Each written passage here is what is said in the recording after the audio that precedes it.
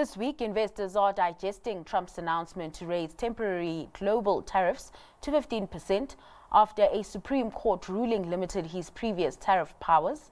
In the U.S., attention will turn to Friday's U.S. Producer Price Index report, offering fresh insight into inflationary pressures in the world's largest economy. Meanwhile, results and guidance from NVIDIA on Wednesday will serve as a key bellwether for global AI demand, which has powered U.S. equity markets in recent quarters.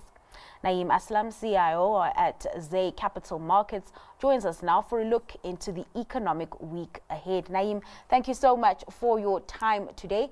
While it is a more quiet week when it comes to economic data, a lot moving markets when it comes to geopolitics and tariffs, particularly what's playing out in the Middle East. And perhaps let's start there, right? There is potential of a flare-up when it comes to the US-Iran tensions, and that causing uncertainty in oil markets. The last time I checked, crude was trading above $70 a barrel. How closely have you been watching those developments?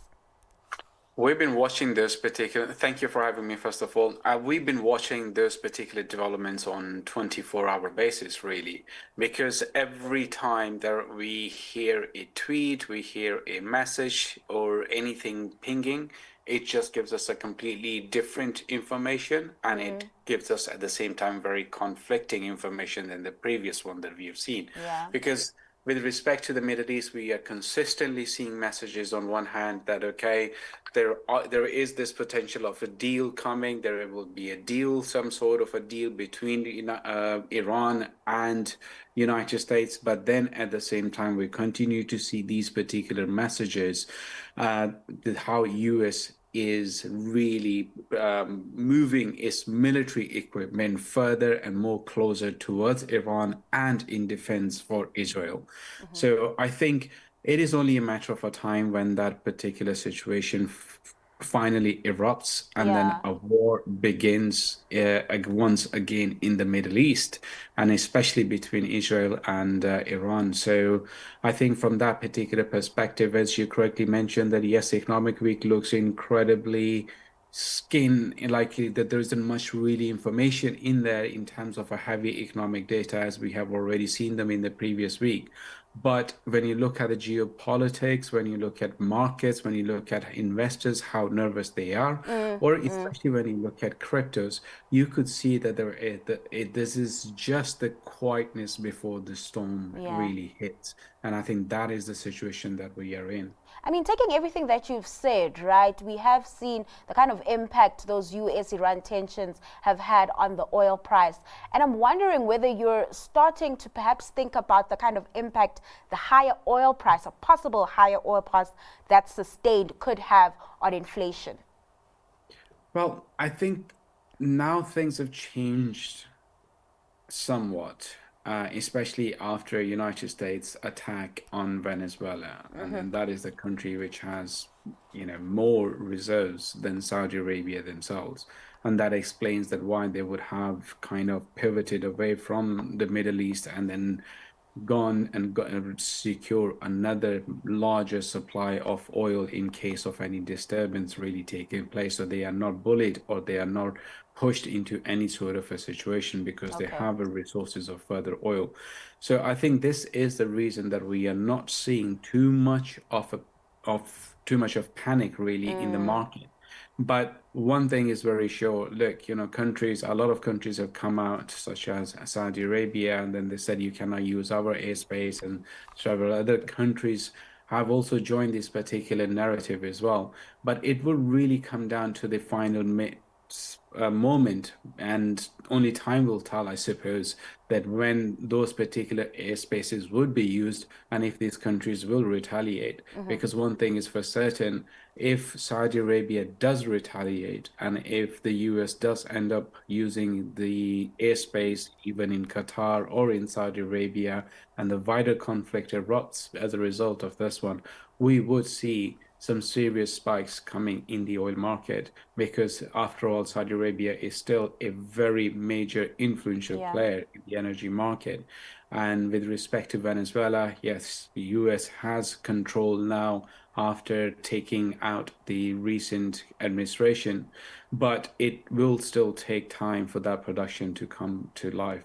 All right, let's shift focus now to what's been playing out in the US, particularly when it comes to the tariff story, right? Well, we did get a bit of reprieve after the US Supreme Court ruled out Trump's liberation levies, Trump hitting back and threatening to raise global tariffs by 15%. How have you been making sense of this? It does cause a whole lot of uncertainty because many don't know what's happening now. Does this totally erase those liberation tariffs? What we do know is that the sector-specific tariffs are still in place.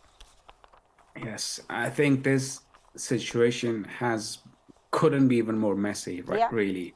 Even as an expert in the industry looking at these particular things, now even for us, we don't even know that which particular information shall we start paying attention to, and for how long period are we can we really pay attention to? Because even the new tariffs, now they are only going to be for 150 days. What happens beyond 150 days? Where the power shifts, who really have the power to do and what to do. That is what become. I think the entire situation has become no short of a circus, if I would say phrase that. I think that would be the best way to do it, and it's created enormous amount of a damage to the US reputation, enormous amount of a damage towards the consumer confidence, enormous amount of a damage if you're a business owner and then you wanted to deploy more labor force, you wanted to expand your business operations because you don't know which environment that you live in which particular law will be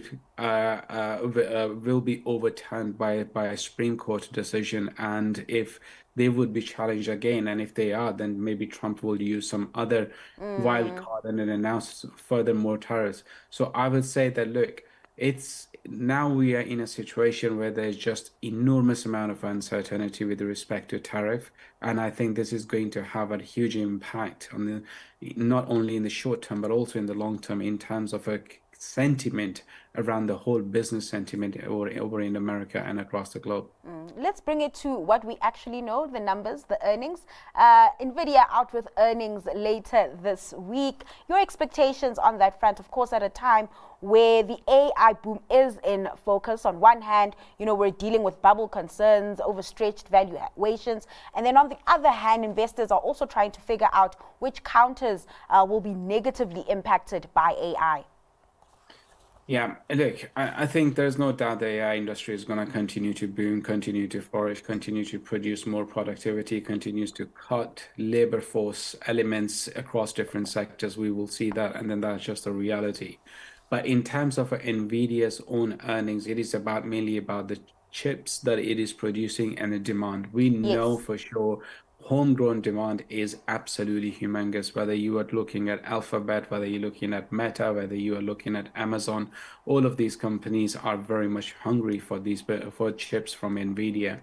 But then the black swan events always come not from the places which you cannot really predict. And by that means it is again going back to geopolitical tensions between the United States and China. Yep. And then how that particular chip demand will really continue to evolve over the period of time. Because not only that we have ChatGPT's biggest competition coming over in China, and with the potential announcement of the new version of DeepSeek, which is creating a huge amount of a buzz in the tech industry, because apparently now the amount that you will pay for a tokens, i.e., for processing those particular informations for millions of tokens, is literally it's a small fraction of what you pay to ChatGPT and everyone else. So then that brings the question that if DeepSeek is doing this one, how much are they really relying on NVIDIA? And if they are not relying on NVIDIA, what are the other options? Will these particular companies which are providing these cutting edge chat AI features, will they move away from NVIDIA's extremely expensive chips? Will that happen? So I think that these two wildcards are the most important ones too for us to watch. But going into the earnings, I think the numbers are still going to be pretty much blown out, because even now in the recent weeks, you have seen huge amount of investment announcement from Meta, and then those particular investments are very much about securing infrastructure, and by infrastructure it means like hardware infrastructure Yeah. from Nvidia, so they have a sufficient supply of those chips. All right, let's leave it there. Naeem, thank you so much for your time and taking us through the Thank you. economic week ahead. That was Naeem Aslam, CIO at Zaye Capital Markets.